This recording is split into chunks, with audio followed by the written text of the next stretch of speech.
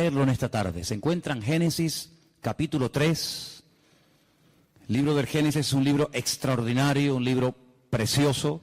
Los dos primeros capítulos nos hablan del poder creador de nuestro Dios, cómo con el poder de su poderosa palabra, valga la redundancia, creó todo lo que existe, todo lo que nuestros ojos pueden ver, incluso lo que nuestros ojos no pueden ver, pero que fue creado con el poder de su palabra.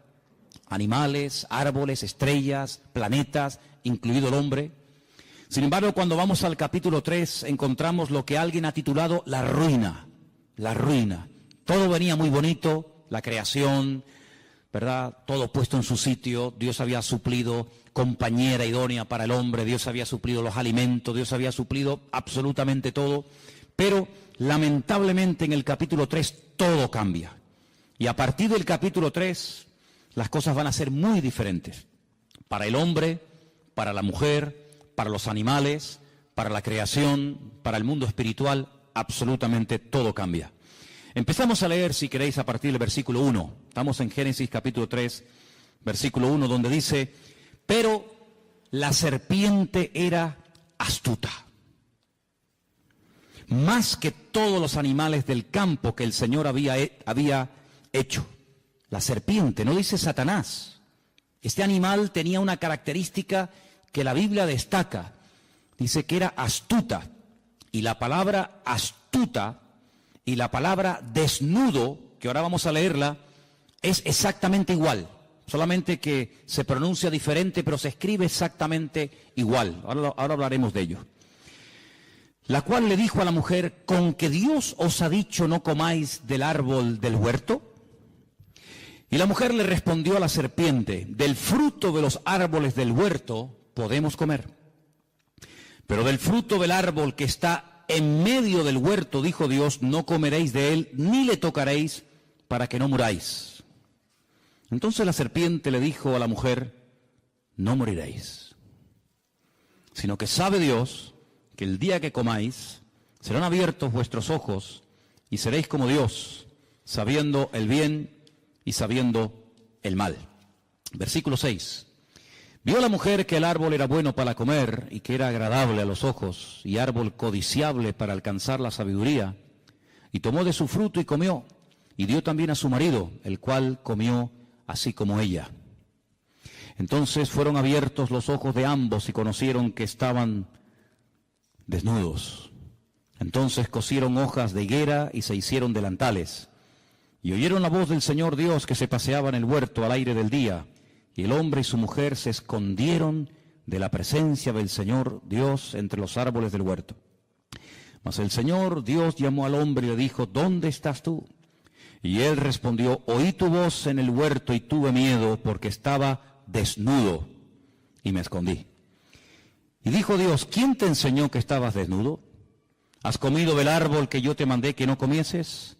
Y el hombre respondió: la mujer que me diste por compañera me dio del árbol y yo comí.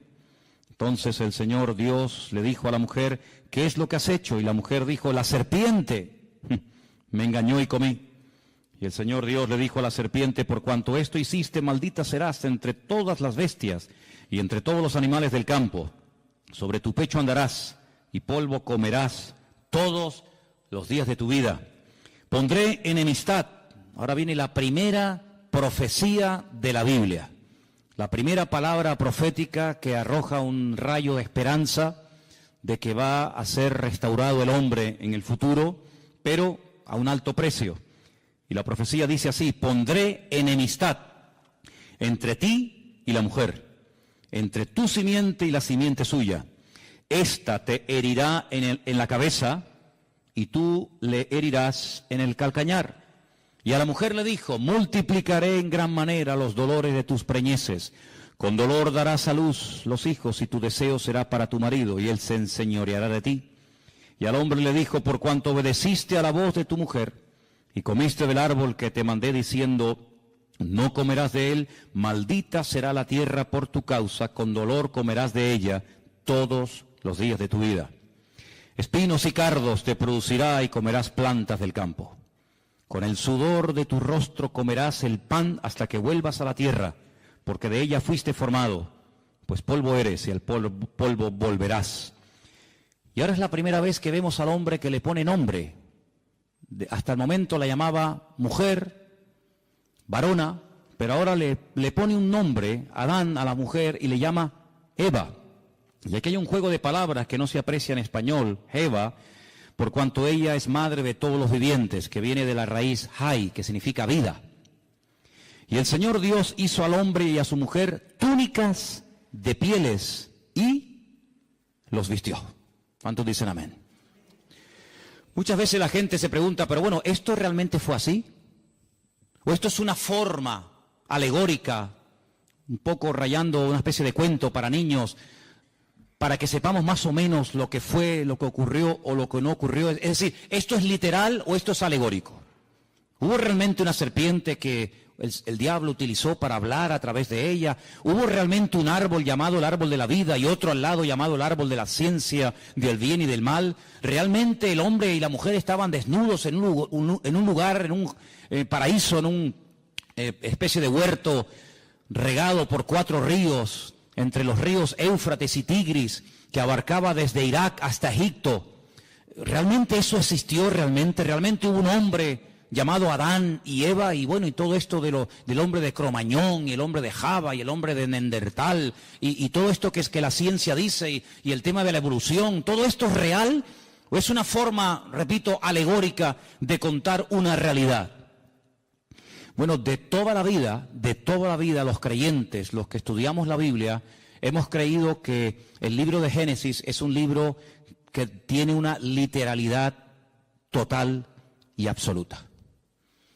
Si nosotros ponemos en duda, si cuestionamos la literalidad del capítulo 3 del Génesis, por la misma regla de 3 tenemos que dudar de que el capítulo 1, el capítulo 2, el capítulo 4, el 5, así sucesivamente, también sea literal. Porque lo que no se puede hacer a la hora de estudiar un libro o un tema es utilizar 2 varas de medir. Nosotros aquí en Canarias, en España, en Europa, salvo en Inglaterra, tenemos unas medidas, ¿verdad? Metros, centímetros, kilómetros, etcétera. Pero si fuéramos a Inglaterra o a Estados Unidos o a otros países, ellos tienen otras medidas. Ellos trabajan con pulgadas, con yardas, con millas, etcétera. Nosotros trabajamos con otro tipo de medidas. Pero cuando usted va aquí a una ferretería, cuando usted va a un lugar para comprar herramientas, pues, en fin, las medidas usted las tiene que dar en las medidas que se usan aquí, no en las medidas con las que se puede trabajar en Inglaterra, en Estados Unidos o en cualquier otra parte del mundo.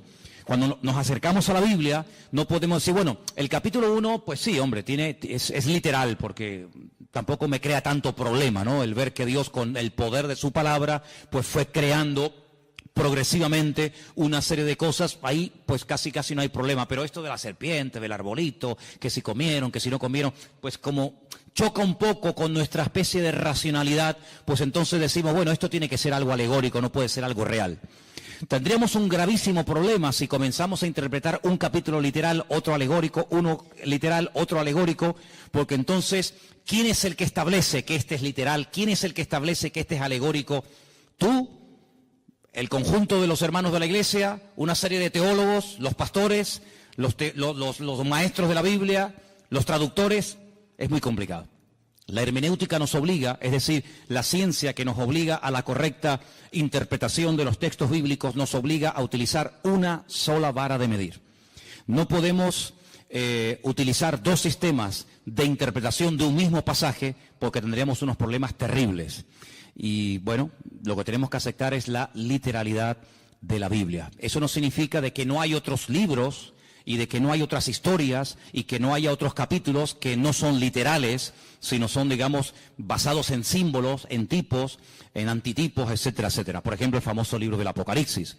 En el famoso libro del Apocalipsis aparecen ahí una serie de animales, de colores y de cosas que lógicamente ni siquiera existen, pero que a través de esos colores, de esos números, de esos animales que van cambiando de color, el Señor tiene un mensaje que hay que saber interpretarlo. Evidentemente no existe ni ha existido jamás un dragón, ni un caballo que ahora es blanco, mañana negro, pasado amarillo y finalmente rojo.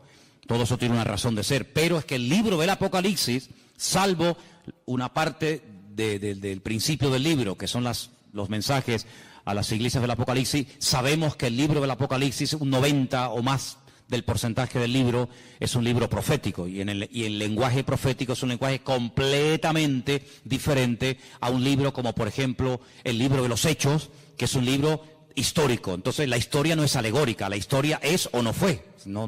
Pero realmente hubo un señor llamado Pablo, realmente viajaron a Roma, o Roma significa otra cosa y Pablo significa otra cosa.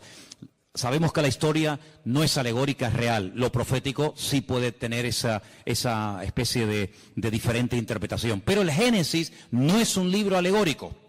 No es un libro alegórico. Los únicos, escuchen bien esto, los únicos que interpretan alegóricamente no solamente el capítulo 1 y el 2 y el 3, sino todo el libro del Génesis, los únicos en la historia que lo hicieron, lo hacen y me temo que lo seguirán haciendo, interpretar alegóricamente el libro del Génesis, son los cabalistas. Cuando usted estudia la Cábala, pues en la Cábala todo tiene una explicación, nada es real, nada es literal, sino que hay cosas que tienen que ver con lo femenino, con lo masculino, etcétera, etcétera, pero no vamos a entrar en eso porque, ¿para qué? Por lo tanto, en el libro del Génesis lo que vemos es que Dios en los 2 primeros capítulos, Él crea todo lo necesario e imprescindible para que el hombre esté cómodo y para que al hombre no le falte absolutamente de nada. Le suple los alimentos, le suple su compañera, su esposa, etcétera, etcétera. Pero crea un hombre tan perfecto, tan perfecto. Recuerden que el hombre es una especie de representación, una especie de, no quiero utilizar la palabra clon para que no se me malinterprete, pero dice que fue creado a imagen y semejanza de Dios. Ya explicamos que Selen, Demut, que son las 2 palabras que se utilizan, no es en cuanto a aspecto físico, pero sí es en cuanto a capacidades, en cuanto a dotación. El hombre tiene unas capacidades muy similares a las de Dios. Puede elegir, puede, tomar decisiones, puede razonar, puede recibir órdenes, puede dar órdenes, etcétera, etcétera. Algo muy similar a la naturaleza y a la esencia de Dios, lógicamente con sus limitaciones, ¿verdad? Pero lo crea tan perfecto que le da la capacidad de poder rebelarse en contra de su Creador. ¿Por qué Dios lo hizo así? Bueno, eso se lo preguntaremos en su momento al Señor. Tal vez nosotros lo hubiéramos hecho de otra manera, pero no significa que el hecho de que Dios le haya dado, que haya dotado, que haya capacitado tanto a uno como a otro, tanto al hombre como a la mujer, con la capacidad de rebelarse contra su Creador, no significa ni mucho menos que Dios se equivocó o que Dios le hizo mal. Esa era la voluntad de Dios, y la voluntad de Dios, dice Romanos 12, es santa, agradable y perfecta. Y si así no fuera, entonces sí podríamos tachar o sí podríamos cuestionar a Dios de ser más que un Dios de amor, más que un creador de robots, un creador de clones, un creador de seres incapaces de rebelarse, sino que le aman y le obedecen, porque aunque quisieran dejar de amarle o dejar de obedecerle, no pueden porque Dios no los ha capacitado para ser rebeldes. Todo lo contrario. El hombre se rebeló. El hombre le creyó más a lo que Satanás le decía que a lo que Dios dijo. Fijaros que en ningún momento, y esto es algo interesantísimo, hermano, en ningún momento Satanás cuestiona la existencia de Dios. En ningún momento dice cosas como Dios, ¿y ese quién es? Pero si Dios no existe, en ningún momento cuestiona Satanás la existencia de Dios, sino lo que cuestiona, lo que pone en tela de juicio, no es la existencia de Dios, sino las órdenes, las limitaciones que Dios ha puesto. Que Dios te ha dicho, luego ya Dios existe, lo da por hecho. Que Dios te ha dicho que si comes, que si desobedeces la orden que Él te ha dado, morirás. No le creas, no es verdad, no morirás. Lo que pasa es que Dios no te ha dicho toda la verdad, y yo sí te la voy a decir. Fíjate qué tremendo, ¿eh? Es un atentado contra la mismísima esencia de Dios. La esencia de Dios es la verdad. La esencia de Dios es la verdad. Yo no lo voy a hacer ahora, pero si yo les trajera, que lo tengo por ahí fotocopiado, allí en el cuartito de la oración lo podéis ver, el capítulo 1 del Génesis, si comenzáramos a sumar una serie de palabras, continuamente, en todo el capítulo 1 y en todo el capítulo 2, continuamente aparece, después de leer ciertas y determinadas frases o textos, la palabra verdad. Y lees y verdad. Y es como que el texto lleva la firma de Dios. Es como cuando vimos aquí, ¿os acordáis? Cuando vimos aquí la bendición sacerdotal que estudiamos el domingo, esta bendición diseñada, creada y enseñada por Dios al hombre, lleva la firma de Dios. Saber encontrarla, pero la lleva. Luego, el libro del Génesis, el relato de la creación, lleva la firma de Dios, y la firma de Dios, la esencia de Dios, es la verdad. El mismo Señor Jesucristo, la misma palabra cuando se encarna, porque esto es un milagro, este es el milagro más grande de todos. El milagro más grande no es que un ciego pueda volver a ver, que es algo tremendo, o que un muerto resucite, o que un leproso sea limpiado. Sí, son milagros tremendos, pero hay algo más grande que eso, y es que la palabra, el verbo, se hace carne.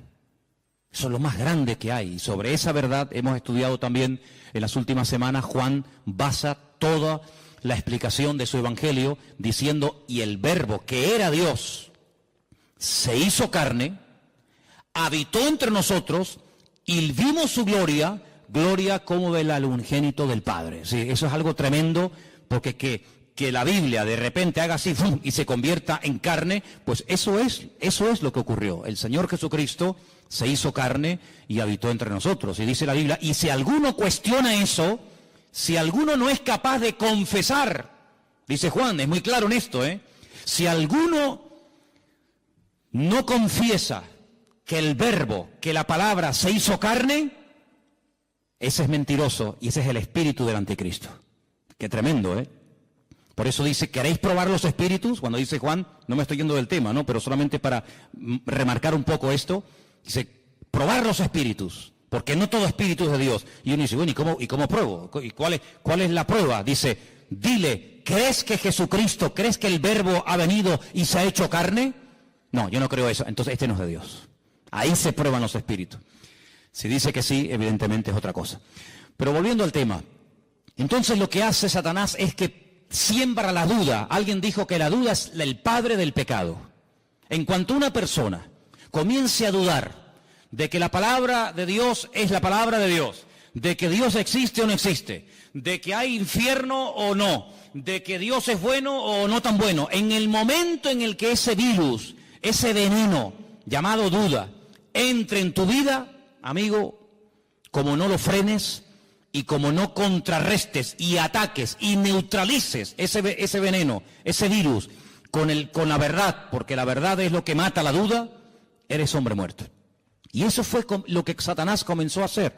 Él no cuestiona la existencia de Dios, ya lo haría en otros momentos de la historia, No te preocupes que el diablo tiene unas artimañas y tiene un montón de disfraces. En la Edad Media se puso uno, en la época de Adán y Eva se puso otro, y tiene muchos disfraces, y él va cogiendo el que más le conviene. En este momento no le convenía cuestionar la existencia de Dios porque, permítame la expresión, le saldría el tiro por la culata. Porque si alguien en esta vida sabía que había un creador y un Dios todopoderoso, ese era sin lugar a duda Adán y Eva, porque ellos no tuvieron ni padres, ni madres, ni suegros, ni suegras, sino que ellos eran producto de las benditas y poderosas manos de Dios. Por lo tanto, presentarse a ellos cuestionando la existencia de Dios hubiera sido un rotundo fracaso, porque ellos hubieran dicho, ¿cómo? Que Dios no existe, pero si hemos hablado con Él, hablamos todos los días con Él, y Él habla todos los días con nosotros.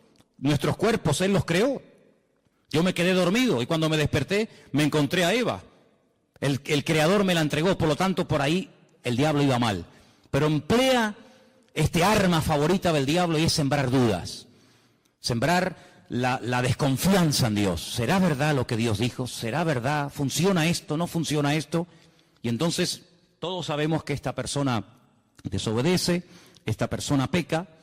Y fíjate qué curioso, lo primero que esta gente hace es sentir miedo, sentir vergüenza y esconderse del Creador con el cual antes hablaban y tenían una comunión tremenda.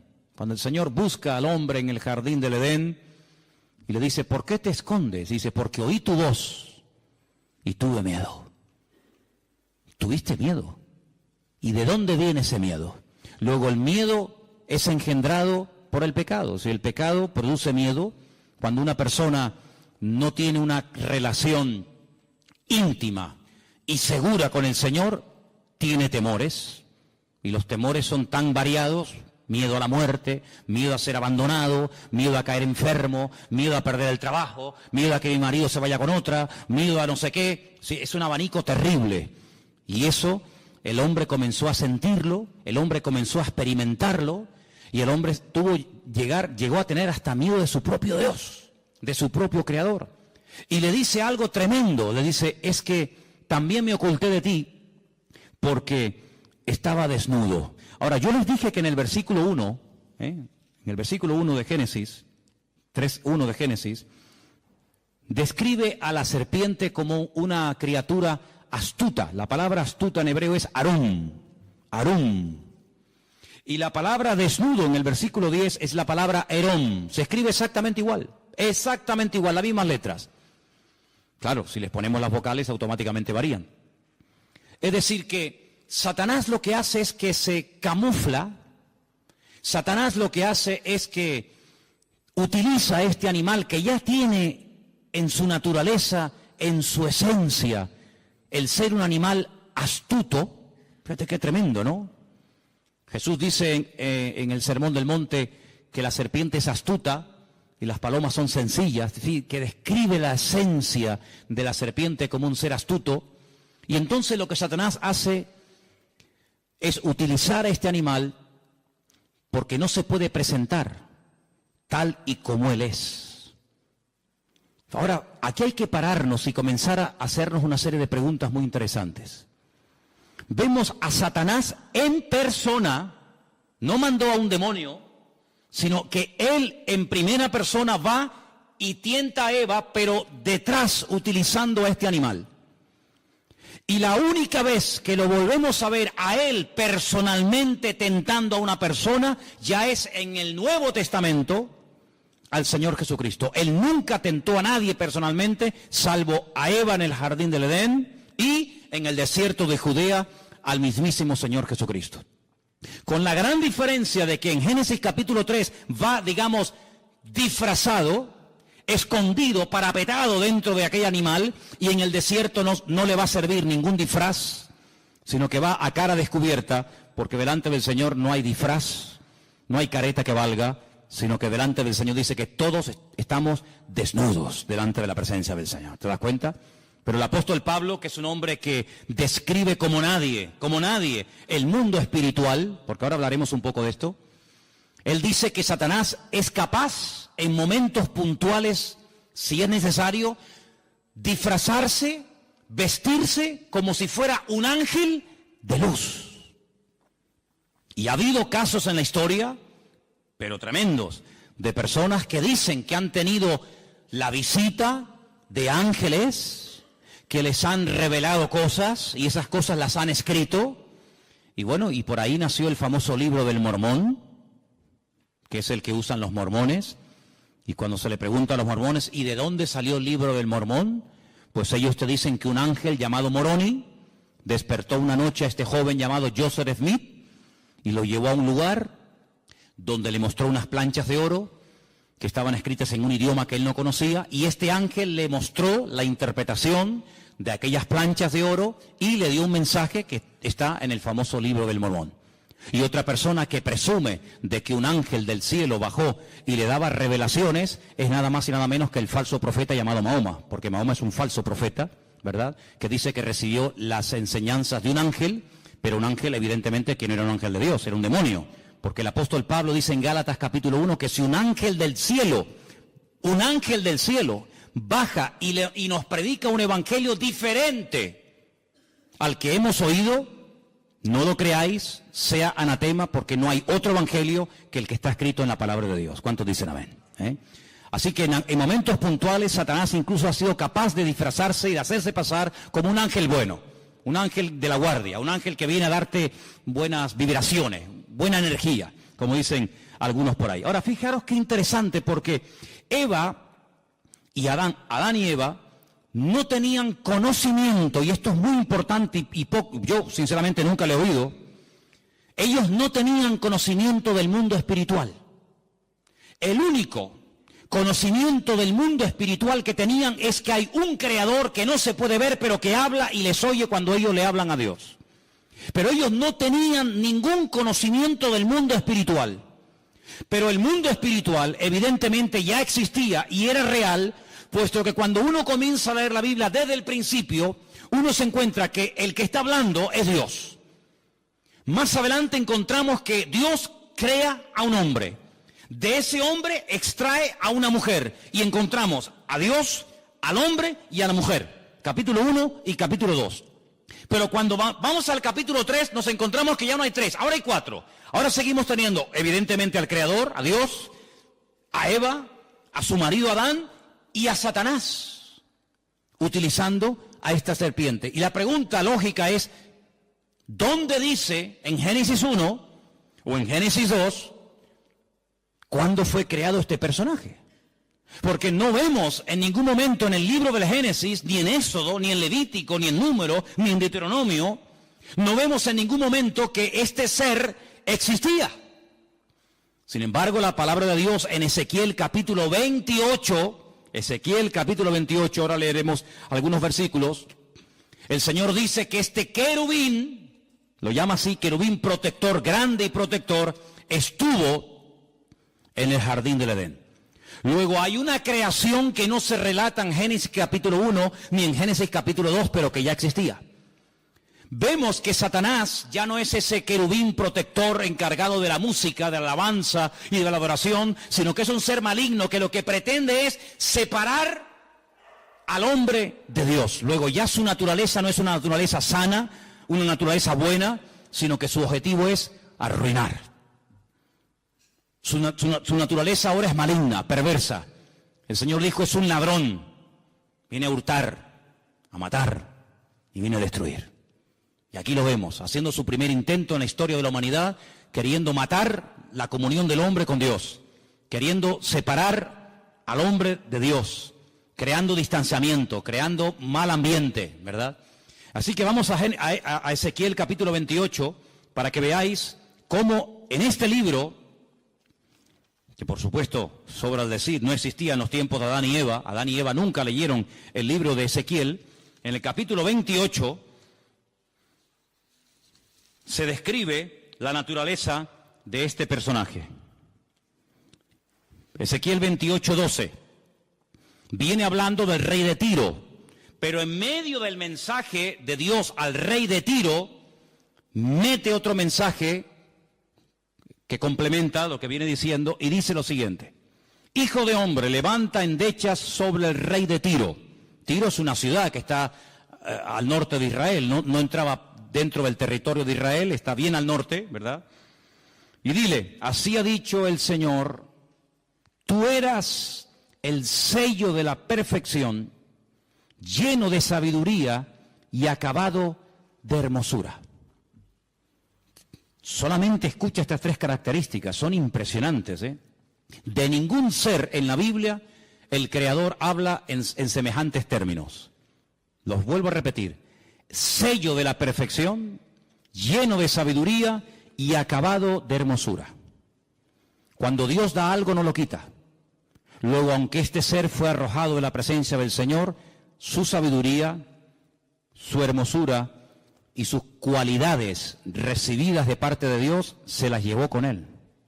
Pero ahora dice algo tremendo. En Edén, ¿cómo sabemos que ya no está hablando del rey de Tiro? Bueno, por sentido común. En Edén no estuvo nunca el rey de Tiro. El rey de la ciudad de Tiro nunca estuvo en Edén. Luego ya no está hablando del rey de Tiro, sino ahora dice, en Edén, en el huerto de Dios estuviste. Ay, amigo. De toda piedra preciosa era tu vestidura. Yo les voy a pedir un favor a partir de ahora. Cuenten las piedras preciosas que yo voy a comenzar a leer a partir de ahora, por favor. Cuéntenlas, ¿sí? En Edén, en el huerto de Dios estuviste. De toda piedra preciosa era tu vestidura. Empiezo. De cornerina, topacio, jaspe, crisólito, berilo, iónice, zafiro, carbunclo, esmeralda. Y luego el oro es otra cosa, ¿no? No es una piedra preciosa. Los primores de tus tamboriles y flautas estuvieron preparados para ti en el día de tu creación. Luego es un ser creado, no es un ser eterno. En el día de tu creación. Ese día de la creación no fue Génesis capítulo 1, porque allí no vemos cómo el Señor creó a este personaje, pero evidentemente hay otro momento no relatado, no narrado en Génesis capítulo 1, donde evidentemente Dios tuvo que crearlo, porque Dios dice que este personaje al cual llama en el versículo 14, querubín grande y protector, hubo un día en el que fue creado por el Señor. Lo llama querubín grande, protector. Yo te puse en el santo monte de Dios. Allí estuviste, en medio de las piedras de fuego te paseabas. Pero esto no lo encontramos en Génesis 1. En el jardín del Edén no dice que era el monte de Dios. ¿Qué te parece? Luego está describiendo otro sitio. El jardín del Edén era el sitio para el hombre. Y hay otro sitio que se está describiendo aquí, que era el sitio donde Dios estaba, donde Dios vivía y donde estaba este personaje. Y sigue diciendo la Escritura, perfecto, perfecto también es la palabra completo, ¿vale? La misma palabra, shelem, es igual para perfecto que para completo. Así que si quieren leer completo eras o perfecto eras, da igual. En todos tus caminos, desde el día, le vuelvo a repetir, que fuiste creado hasta que se halló en ti maldad. Amigo, a causa de la multitud de tus contrataciones fuiste lleno de iniquidad y pecaste. ¿Y ahora qué dice aquí? Por lo que yo te eché. ¿Quién lo echó? El Creador. Yo te eché. ¿De dónde? Del monte de Dios. Y te arrojé de entre las piedras de fuego, oh querubín protector. Y ahora lo vemos en Génesis capítulo 3, a este personaje que antes estaba en la presencia del Señor, ahora lo vemos en el jardín del Edén, tentando a Adán y tentando a Eva. Qué tremendo, ¿no? Y dice aquí, se enalteció tu corazón a causa de tu hermosura. Increíble, cómo tenía que ser este personaje, ¿eh? Lo más hermoso. Corrompiste tu sabiduría a causa de tu esplendor. Yo te arrojé por tierra. Delante de los reyes te pondré para que miren en ti. Con la multitud de tus maldades y con la iniquidad de tus contrataciones profanaste tu santuario. Yo pues saqué fuego de en medio de ti, el cual te consumió y te puse en ceniza sobre a los ojos de todos los que te miran. Todos los que te conocieron de entre los pueblos se maravillarán sobre ti, espanto serás y para siempre dejarás de ser. Fíjate que lo llama querubín, pero la palabra querubín en Génesis 1 no aparece. La palabra querubín en Génesis 2 no aparece. La primera vez que aparece en la Biblia la palabra querubín, ahora vamos a decir que es un querubín, aparece en Génesis capítulo 3. Volvamos a Génesis 3. Concretamente el último versículo. Génesis 3, el último versículo. Y dice así, echó pues fuera al hombre y puso al oriente del huerto del Edén querubines y una espada encendida que se revolvía por todos lados para guardar el camino del árbol de la vida. Luego, si Adán y Eva nunca habían oído en su vida la palabra querubines, cuando se presenta este personaje utilizando a esta serpiente astuta, ella no tiene ningún conocimiento del mundo espiritual. Ella no sabe lo que es un querubín, ella no sabe lo que es un serafín, ella no sabe quién es Satanás, ellos no saben nada. Pero ellos estaban capacitados para discernir que esta tentación, este ataque, no provenía de Dios. Primero, porque está contradiciendo a la palabra.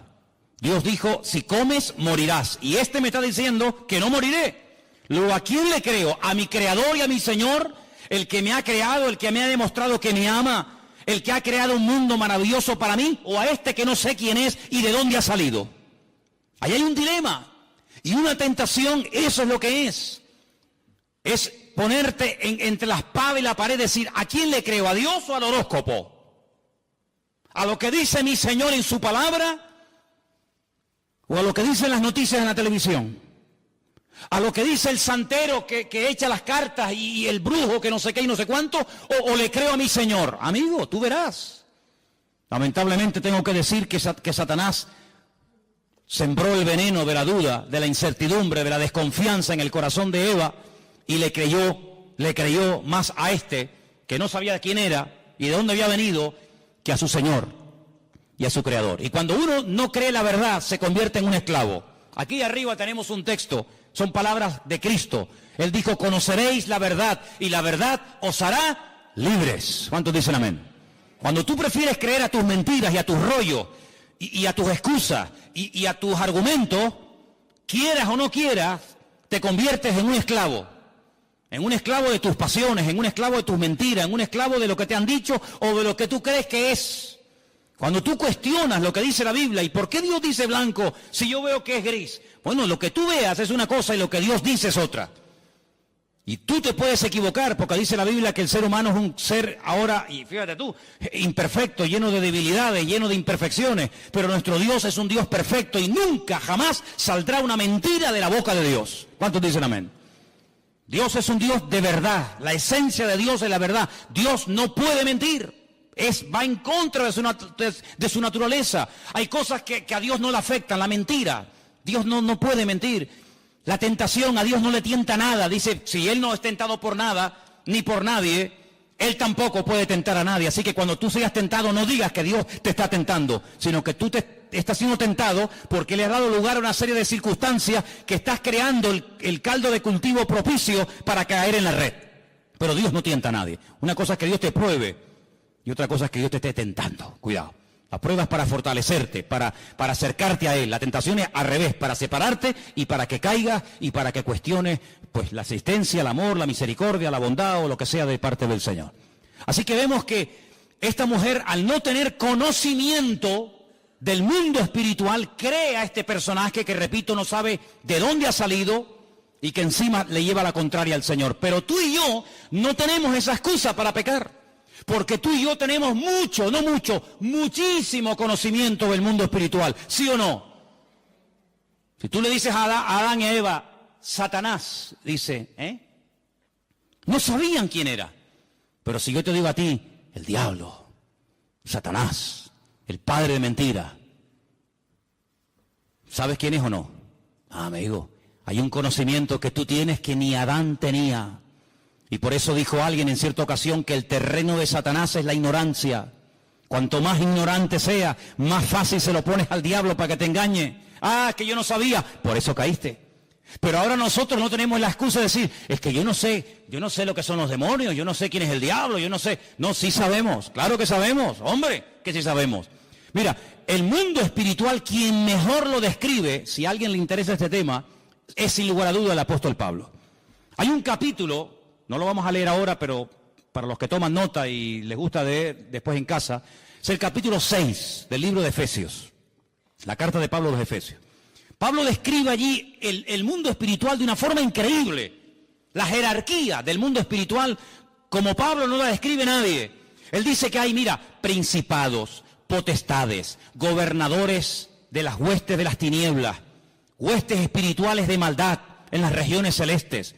Si te vas al libro de Ezequiel, te encuentras, por ejemplo, en Ezequiel capítulo 28, los versículos 13 y 14, te encuentras a los querubines, que en Ezequiel 1 los llama los seres vivientes. Cuando tú oigas la palabra seres vivientes, son los querubines. Qué curioso que cuando dice la Biblia que el Señor mandó a construir el tabernáculo con todo el mobiliario, ¿se acuerdan? Con la menorá, con la mesa de los panes, con el altar del incienso, el altar del sacrificio, con el arca de la alianza. Dice que dijo, encima del arca, en la tapa, quiero que construyas 2 querubines, porque son los que van a proteger la presencia del Señor. ¿Qué puso el Señor en el huerto del Edén para que no dieran marcha atrás y alargaran la mano y comieran del árbol de la vida que producía la vida eterna? Querubines, protectores. Luego los querubines tienen, entre comillas, la función de proteger, de cuidar, de rodear el trono del Señor. Digamos que serían, entre comillas, para que nos entendamos, su especie de guardaespaldas, para que nos entendamos. Los serafines, que son otros seres angelicales que están en la Biblia, quien mejor lo describe es Isaías, capítulo 6. Cuando él es llamado, dice, cuando el Señor me llamó, yo vi la gloria del Señor. Y vi serafines que tenían 6 alas, con 2 volaban, con 2 tapaban su rostro y con 2 tapaban sus pies y decían continuamente, santo, santo, santo es el Señor, toda la tierra está llena de la gloria del Señor. Entonces te das cuenta que en la Biblia hay serafines, querubines, ángeles. ¿Quién se le presentó a María cuando le dijo, escucha mujer, bendita eres tú entre todas las mujeres? A partir de ahora te llamarán bienaventurada, porque llevarás en tus entrañas, llevarás en tu vientre, nada más y nada menos que al bendito Hijo de Dios. Un arcángel. ¿Quién? Gabriel. Luego dice, hay serafines, hay querubines, hay un arcángel que se llama Gabriel.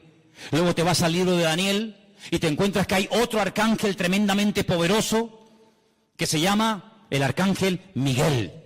El gran príncipe, dice Daniel 12, que está de parte de los hijos de tu pueblo. Te das cuenta que describe un mundo espiritual tremendo. Es decir, no lo podemos ver con nuestros ojos, pero eso no significa de que no existan. Hay gente que dice en su ignorancia, yo si no veo no creo. Pues por esa misma regla de tres, usted no cree en Júpiter, ni en Plutón, ni en Marte, ni en montones de cosas que existen, simplemente por el argumento ridículo y absurdo de que usted no lo ve. Bueno, hay millones de cosas que nuestros ojos no ven, pero sin embargo, ¿usted ha visto alguna vez algún átomo? ¿Ha visto alguna molécula? ¿Ha visto los protones y los neutrones? ¿Ha visto alguna vez eso? No, pero existen y están aquí ahora mismo. Y en este momento aquí dentro hay miles de voces de radio de onda, ¿verdad? Radio de frecuencias que están aquí, las ondas, ahora no se oyen, no se pueden ver, porque no tenemos un receptor, pero si pusiéramos una radio y la encendemos, automáticamente oímos que la radio está hablando. No, la radio no está hablando, la radio está reproduciendo por ese famoso invento de Marconi, el italiano, ¿no? Que fue capaz de captar esas ondas y ponerlas en un receptor y uno puede hablar, oír en italiano, en japonés, en árabe, en chino, en lo que sea, una persona que está a miles de kilómetros de Tenerife, pero lo oímos hablar aquí, o ver un partido de fútbol que se está llevando a cabo en África, o sabe Dios dónde. Pero todo eso existe, no lo podemos ver, pero cuando tenemos los aparatos para poder ver esas imágenes, para poder escuchar esos sonidos, pues automáticamente ahí lo tenemos y todos en casa sabemos pues lo que estoy diciendo por la radio y por la televisión. Entonces, pero Adán y Eva en aquel momento, vamos a decir, entre comillas, que eran ignorantes del mundo espiritual. Ellos no sabían realmente lo que significaba todo eso, pero uno tiene que tener discernimiento, hermano. Cuando algo venga a su mente, cuando algo venga a su vida, que no está escrito en la palabra de Dios, descártelo, no lo crea, porque la palabra de Dios no se puede manipular, no hay que añadirle, no hay que ponerle. Si la palabra de Dios dice, eso no se puede hacer, no le quiere dar las vueltas, decir sí, pero no hay pero que valga. El Señor cuando dice una cosa lo dice para nuestro bien. Y cuando el Señor dice, el día que ustedes coman de este árbol, ustedes van a morir, aunque ustedes no entiendan el concepto morir, pues claro, Adán y Eva decían morir, ¿y eso qué es? ¿Qué es morir? ¿Tú sabes lo que es morir? No. ¿Y tú? Yo tampoco. Pero Dios dijo que si comemos morimos. Pero es que yo no sé lo que es la muerte, yo nunca he visto ni siquiera un perro muerto en una carretera, yo no he enterrado a un hijo, yo no sé lo que es el concepto muerte. Para ellos era un concepto abstracto, no lo entendían, pero el que no lo entiendas no significa que no estemos obligados a obedecer la palabra de Dios. ¿Cuántos dicen amén? Ahora nosotros con más motivo no tenemos ninguna excusa. ¿Por qué? Porque sabemos lo que es la muerte. Sabemos lo que es la tristeza, el desánimo, la depresión, la desgracia, los follones, los líos. ¿Por qué? Porque lo hemos visto en otras personas.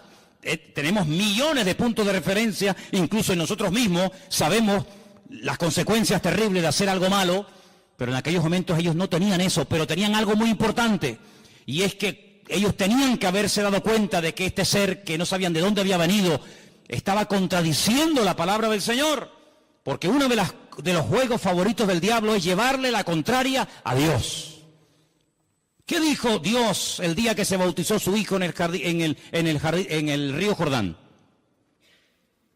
Este es mi hijo amado, en el cual tengo toda complacencia, en el cual deposito toda mi confianza. ¿Quién dijo eso? Dios. La voz de Dios se oyó. Se va al desierto. ¿Y quién viene a tentarlo? Este personaje terrible, Satanás. Y le dice, si eres el Hijo de Dios, di a estas piedras que se conviertan en pan.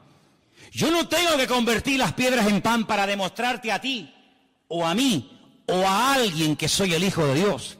Yo sé que soy el Hijo de Dios. ¿Y cómo lo sé? Porque mi Dios, mi Padre, me lo acaba de decir el día que me bauticé en el río Jordán. Este es mi Hijo amado. Por lo tanto, yo le creo a mi Dios, yo le creo a mi Padre, yo creo en lo que Él me ha dicho.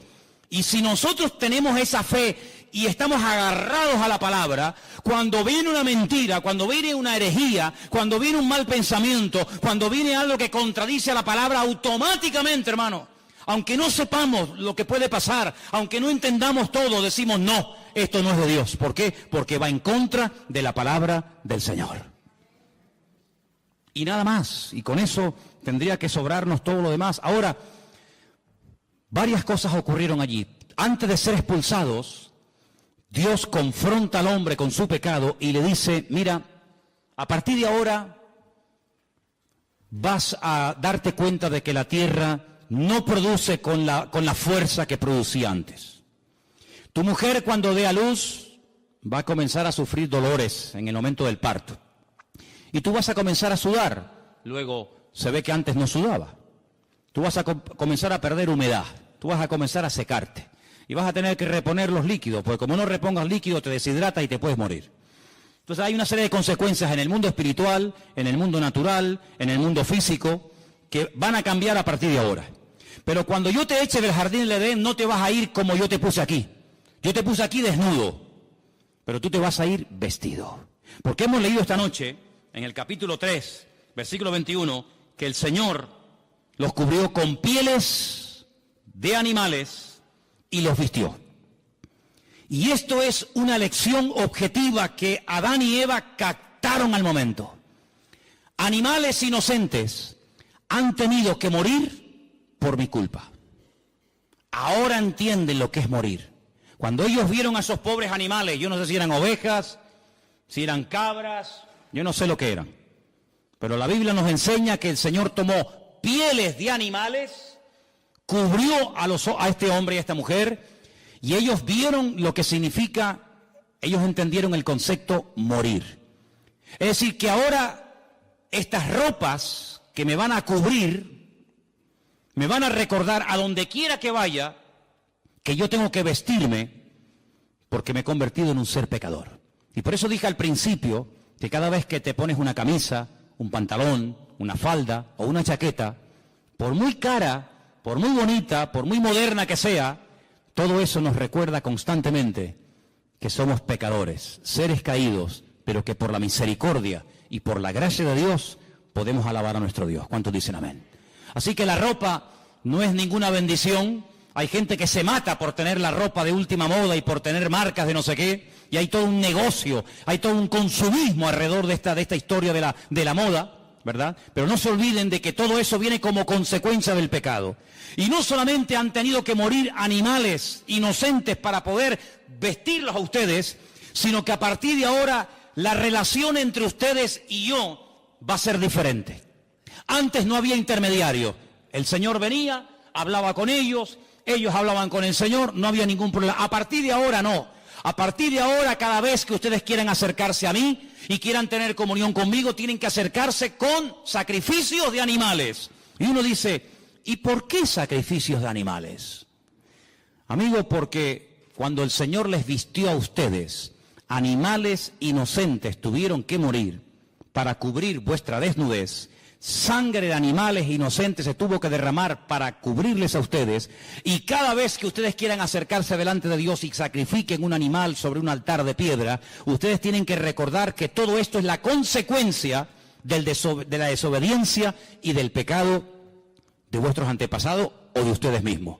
Ahora podemos entender el grado de desfachatez y de poca vergüenza que tuvo uno de los hijos de este primer matrimonio, cuando dice que los dos hermanos, Caín y Abel, fueron un día a la presencia del Señor.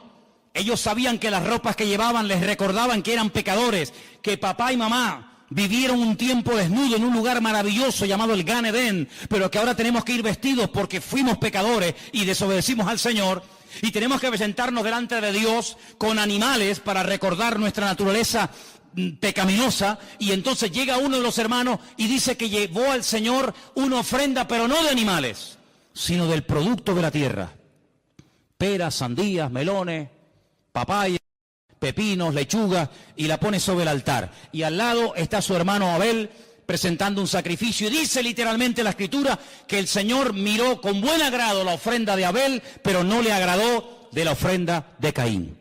Y ahora uno dice, fíjate qué tremendo, ellos sabían, los dos hermanos, del mismo padre, de la misma madre, recibiendo la misma enseñanza, pero uno va delante de Dios como Dios manda, como Dios establece, como Dios dice, el otro como a mí me da la gana.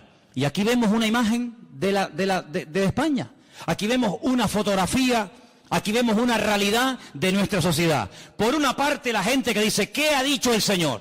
Que no vaya por ese camino, que no haga esto, esto y aquello. Pues gloria a Dios, yo lo hago y punto. Pero vemos una gran masa que dice, Dios que ha dicho que tenemos que vestirnos, pues ahora nos vamos a poner todos desnudos. En un acto de provocación contra Dios.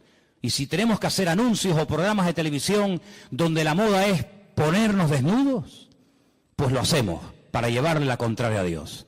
Y si Dios dice que hay que amar, nosotros odiamos. Y si Dios dice al Señor tu Dios adorarás y a Él solo servirás, nosotros nos vamos a crear millones y millones de dioses y de estatuas. Y los vamos a adorar cuando nos dé la gana, y vamos a sacarlos cuando nos dé la gana, y cuando no nos dé la gana los dejamos metidos en los templos.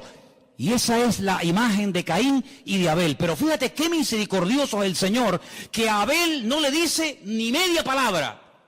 No le dice, muy bien, Abel, muy bien, hijo, muy bien. Veo que eres un chico obediente, lo que te han enseñado tus padres lo estás poniendo por obra, siga así, hijo, muy bien. Nada. ¿A quién le habló el Señor? A Caín. Dice Caín, si hicieras lo bueno, si fueras por el buen camino, ¿no te bendeciría yo? ¿Por qué estás con esa cara de amargado? ¿Por qué estás con el semblante decaído? ¿Por qué miras con malos ojos a tu hermano? Si hicieras lo bueno, ¿no te bendeciría yo también a ti? Caín podía haber dicho, gracias Señor, perdóname. De sabios es rectificar, ¿sí o no? Nada. Le dice a su hermano, vamos a dar un paseíto por el campo. ¿Te apetece? Venga, vamos. Y se lo lleva a dar un paseo al campo. Mentira. Premeditación y alevosía. Se levanta contra su mismísimo hermano, se levanta y lo mata. Y dice, muerto el perro, se acabó la rabia. Dios le vuelve a hablar otra vez, pero Caín, ¿qué has hecho? ¿Dónde está tu hermano Abel? Y fíjate cómo le responde este personaje al Señor. ¿Y yo qué sé?